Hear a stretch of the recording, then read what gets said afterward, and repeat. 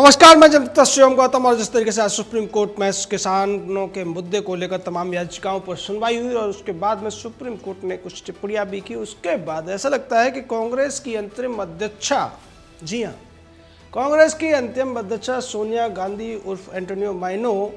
को भी ये नजर आ रहा है कि शायद वो केंद्र सरकार पर हमला बोल सकती है, केंद्र सरकार के खिलाफ एक नई रणनीति बना सकती है। और इसीलिए आज सोनिया ने घोषणा की है कि वो सभी विपक्षी पार्टियों के साथ मिलकर केंद्र सरकार के खिलाफ और खासकर कृषि कानूनों पर एक नई रणनीति को लेकर बात करेगी और सरकार पर दबाव बनाएगी कि इन तीनों कानूनों को वापस लिया जाए।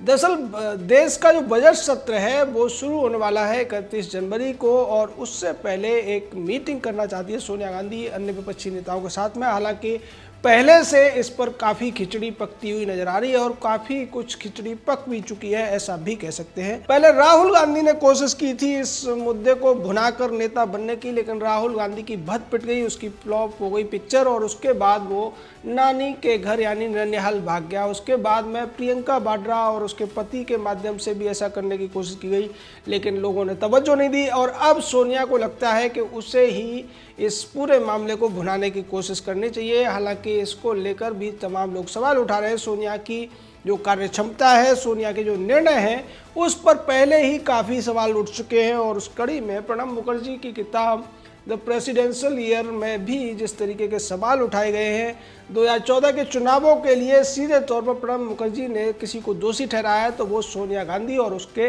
निर्णयों को ठहराया गया है। उस किताब में प्रणब मुखर्जी ने जिक्र किया कि अगर सोनिया गांधी इस तरीके के निर्णय नहीं लेती और मुझे सक्रिय राजनीति से अगर इस तरीके से बाहर नहीं किया जाता तो शायद कांग्रेस इतनी बुरी तरह से नहीं हारती। यानी कि वो बात जिसे हम जैसे लोग बहुत पहले से कहा करते थे, प्रणब मुखर्जी ने अपनी किताब में बाद में स्वीकार किया है कि उन्हें जबरदस्ती सक्रिय राजनीति से हटाकर राष्ट्रपति भवन भेज दिया गया था। और इस सब के पीछे की वजह ये थी कि सोनिया पुत्र मोह में पागल थी और वो हर हालत में अपने बेटे राहुल गांधी को प्रधानमंत्री बनाना चाहती थी। हालांकि प्रणब मुखर्जी सीनियर तो कांग्रेस लीडर मनमोहन सिंह से भी ज़्यादा थे, उसके बावजूद सोनिया को यह डर था कि अगर प्रणब मुखर्जी सक्रिय राजनीति में रहेंगे तो सबसे बड़ा रोड़ा वही बन सकते हैं राहुल की ताजपोशी में। अब उसे सोनिया को लगता है कि उसका जो ये नकारा बेटा है, फ्लॉप फिल्म है या फिर इसको आप फ्यूज बल्ब कह सकते हैं, वो किसी भी तरह से चल पाएगा तो उसका अच्छा मौका मिला है। किसान आंदोलन के बहाने देश में जो चर्चा हो रही है, सुप्रीम कोर्ट में जो चर्चा हो रही है और किसानों के नाम पर जो तमाम पार्टियां राजनीति करने की कोशिश कर रही हैं, क्यों ना उस राजनीति का अगुआ बना जाए, क्यों ना उस राजनीति का फायदा उठाया जाए, क्यों ना इस अवसरवाद को भुनाकर अपने बेटे के अंतिम ताजपोशी के प्रयास में लगा दिया जाए। और इसी के तहत अब पूरी तरीके से सोनिया गांधी और कांग्रेस एक युद्ध स्तर पर काम करती हुई नजर आ रही है। कांग्रेस की तरफ से पहले रणदीप सुरजेवाला ने बयान दिया और ये कहा कि सरकार को जिस तरीके से सुप्रीम कोर्ट ने डांट लगाई है, उसके बाद सरकार को ये समझ लेना चाहिए कि वो खुद भी 18 संशोधन लेकर आने वाले थे, यानी कि जो कानून उन्होंने बनाए हैं वो गलत हैं। अब यहाँ देखने वाली बात यह है कि रणदीप सुरजेवाला जिसे डांट लगाना बोल रहे हैं वो वास्तव में एक चर्चा हो रही थी और यहाँ सीधे तौर पर सुप्रीम कोर्ट को भी के वेणुगोपाल द्वारा ये चेताया गया, याद दिलाया गया कि आप इस तरीके से किसी कानून को स्टे नहीं कर सकते हैं। अगर ऐसा करेंगे तो निश्चित तौर पर कानून पर रोक लगाने जैसा होगा। जबकि सुप्रीम कोर्ट के चीफ जस्टिस शरद अरविंद बोबड़े के द्वारा ये कहने की कोशिश की गई है कि अगर इन कानूनों को कुछ दिनों के लिए स्थगित कर दिया जाए, जो कि बहुत बड़ा कोई ऐसा मुद्दा नहीं है, लेकिन इस पर सरकार पहले ही अपना रुख स्पष्ट कर चुकी है कि किसी भी कानून को अगर आप उसके क्रियान्वयन को स्थगित करते हैं तो इसका मतलब ये है कि उस कानून को आप स्थगित कर रहे हैं और उससे जो लोग सहमत हैं, उससे जो लोग बेनिफिशियरी हैं, उनका फिर हित कौन देखेगा। ये सारी बातें चर्चाएं चली थी आज सुप्रीम कोर्ट में। लेकिन कांग्रेस को ऐसा लगता है कि इस चर्चा के दौरान जिस तरीके के सवाल सुप्रीम कोर्ट की तरफ से किए गए सरकार से, उन्हीं को मुद्दा बनाकर वो सरकार पर एक हमला बोल सकती है, सरकार पर दबाव बना सकती है। हालांकि पिछले 6 सालों में देखने को ये मिला है कि कांग्रेस की तमाम कोशिशों के बावजूद राहुल गांधी, सोनिया, प्रियंका या फिर उसके पति राबर्ट वाड्रा जैसे लोगों या चिदम्बरम टाइप के, कपिल सिब्बल टाइप के, दिग्विजय सिंह टाइप के या रणदीप सुरजेवाला और विवेक तनखा, आनंद शर्मा टाइप के लोगों ने तमाम कोशिशें की, लेकिन वो कभी भी सरकार को किसी भी सत्र में दबाव में नहीं ले पाए। और इस बार उनकी कोशिश है कि सरकार को दबाव में लिया जाए, एनडीए को दबाव में लिया जाए जिसमें वो किसी भी तरीके से कामयाब होते हुए दिखाई नहीं दे रहे हैं, क्योंकि जिस तरीके से सुप्रीम कोर्ट ने बात भी की है तो वो भी सीधे तौर पर किसान ही उसमें फंसते हुए नजर आ रहे हैं, क्योंकि सुप्रीम कोर्ट का ये कहना है कि इस पूरे गतिरोध को तोड़ने के लिए एक कमेटी बनाई जाए और उस कमेटी के सामने किसान अपनी बात को रखें। यानी जो बात सरकार कह रही थी उसी बात को अब घुमा फिरा कर सुप्रीम कोर्ट कहता हुआ नजर आ रहा है। हालांकि सुप्रीम कोर्ट ने अपनी बीच में टिप्पणियां जरूर दी हैं, लेकिन सुप्रीम कोर्ट की जो राय है कि एक कमेटी बने जिसमें सुप्रीम कोर्ट के पूर्व रिटायर्ड चीफ जस्टिस या जस्टिस होने चाहिए और उसके अलावा कुछ विशेषज्ञ होने चाहिए, वो बात करेंगे किसानों से। किसान बिंदुवार वहाँ चीज़ों को समझाएंगे, अपनी समस्याओं को समझाएंगे, अपनी जो दिक्कतें हैं और जो कानून से उन्हें परेशानी है वो बताने की कोशिश करेंगे। और सरकार भी पिछली 8 मीटिंगों में यही करने की कोशिश कर रही थी। सरकार की तरफ से बार बार ये कहा गया, चाहे प्रधानमंत्री हो, गृह मंत्री हो, रक्षा मंत्री हो या कृषि मंत्री हो, वाणिज्य मंत्री हो, बार बार ये कह रहे थे कि किसानों को जिन मुद्दों पर दिक्कत है, जिन चीज़ों में दिक्कत है, वो अपना सुझाव दें, हम उनको सुधारने के लिए तैयार हैं। लेकिन किसान केवल और केवल इस बात पर अड़े हुए थे कि इन तीनों कानूनों को वापस लिए जाने की जरूरत है। यहाँ एक और जो कांग्रेस नेता की बात का जिक्र करना जरूरी है। भूपेंद्र हुड्डा जो कि हरियाणा के मुख्यमंत्री रह चुके हैं, उन्होंने ये कहा है कि सरकार जब 3 कानून लेकर आती है तो 14 कानून क्यों नहीं लेके आ सकती, उसे एमएसपी पर कानून बना देना चाहिए और एमएसपी से जो नीचे खरीद करेगा उसको अपराध घोषित कर देना चाहिए। यानी कि यहाँ इनडायरेक्ट तौर पर या अपरोक्ष रूप से जो भूपेंद्र सिंह हुड्डा है वो कांग्रेस की जो अध्यक्षा है उसकी बात से सहमत नहीं होते हुए नजर आ रहे हैं। हालांकि वो सरकार के खिलाफ बोल जरूर रहे हैं, लेकिन उन्होंने ये कहकर के 3 कानून पहले ही ले आई है सरकार, एक और चौथा बना दे। यानी कि अगर एक कानून बन जाता है एमएसपी पर तो फिर कुछ लोगों को जो अभी विरोध कर रहे हैं उनको दिक्कत नहीं होगी। यानी यहाँ जो कुछ हो रहा है वो केवल राजनीति के लिए हो रहा है। कांग्रेस की जो मांग है कि जो काले कानून हैं उनको वापस दिया जाए, ये सोनिया गांधी ने भी कहा था। उससे पहले राहुल गांधी तो खैर वहाँ विशेषज्ञ हैं, वो ऐसा कोई फील्ड नहीं है जिसमें विशेषज्ञ नहीं है और हर बात को एक बार अगर उन्हें कुछ बातें रटा दी जाएं तो उन बातों को वो कई कई महीनों तक भूलते नहीं हैं। उसी तरीके की बातें उन्होंने की, लेकिन बीच में उन्हें लगा कि उनकी ये सारी बातें, ये राजनीति चल नहीं पाएगी और इसीलिए वो अपनी नानी के घर भाग गए। अब जिस तरीके से कांग्रेस कोशिश करती हुई नजर आ रही है और जैसा कि सुप्रीम कोर्ट की कार्रवाई में भी अगर मैं आपको बता दूं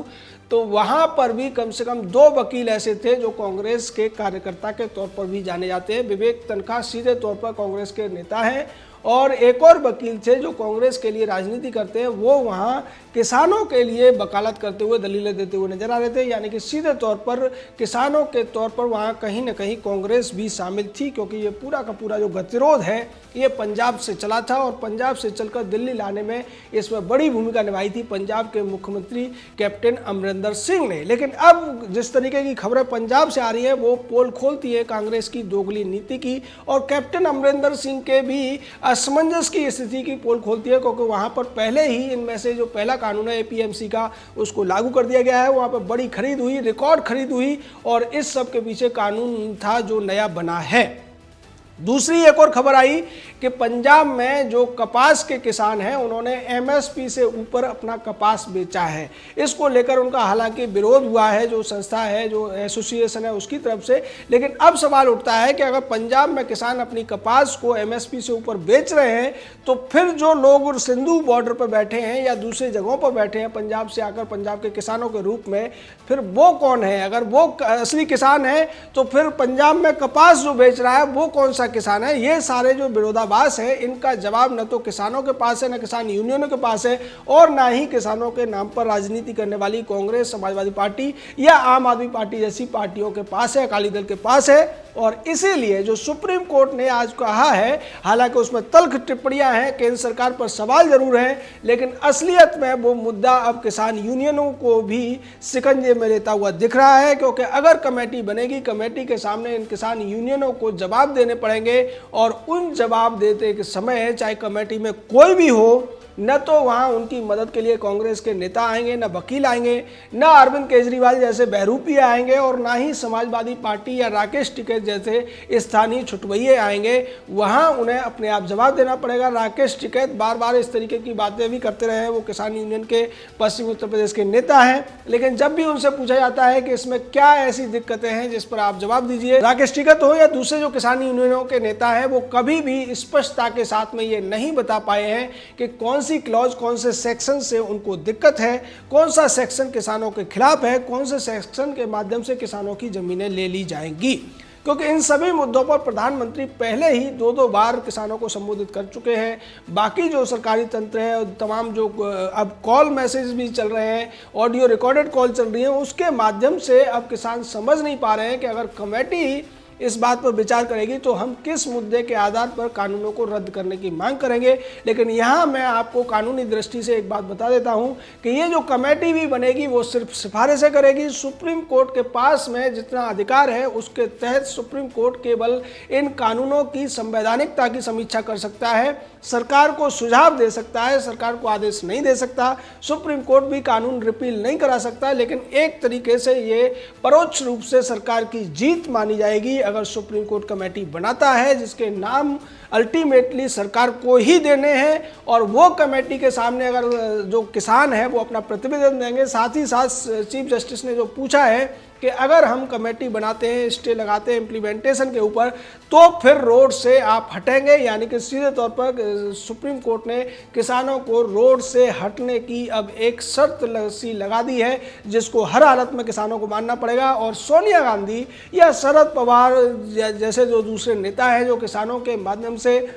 इस पूरे मुद्दे को बुझाने की कोशिश करते हुए नजर आ रहे हैं या सरकार पर दबाव बनाने की कोशिश करते हुए नजर आ रहे हैं, अगर ये मुद्दा पहले ही सुलझ जाता है तो फिर उनकी ये रणनीति धरी की धरी रह जाएगी। सोनिया को ये लगता है कि ये मामला 31 तारीख तक चलेगा, जैसा कि उनकी पूरी योजना थी, जो साजिश थी या षड्यंत्र था। लेकिन उससे पहले जब सुप्रीम कोर्ट की कमेटी अगर गठित हो जाती है और सरकार उसमें नाम आगे कर देती है, तो निश्चित तौर पर सुप्रीम कोर्ट फिर किसानों को भी ये आदेश देगा कि वो जल्दी से जल्दी दिल्ली के रास्तों को खाली कर दें, बॉर्डर्स को खाली कर दें, और अगर कुछ लोगों को धरना प्रदर्शन करना ही है तो वो एक निश्चित स्थान पर करें, जो कि निश्चित तौर पर भारत के आम नागरिकों की जीत होगी, भारत के आम किसानों की जीत होगी। और सोनिया कांग्रेस या फिर सपा एनसीपी टाइप की या आम आदमी पार्टी या दूसरी पार्टियों, लोकदल जो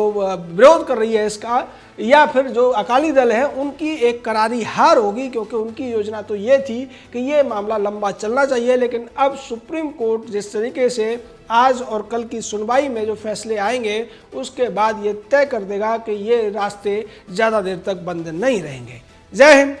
जय भारत।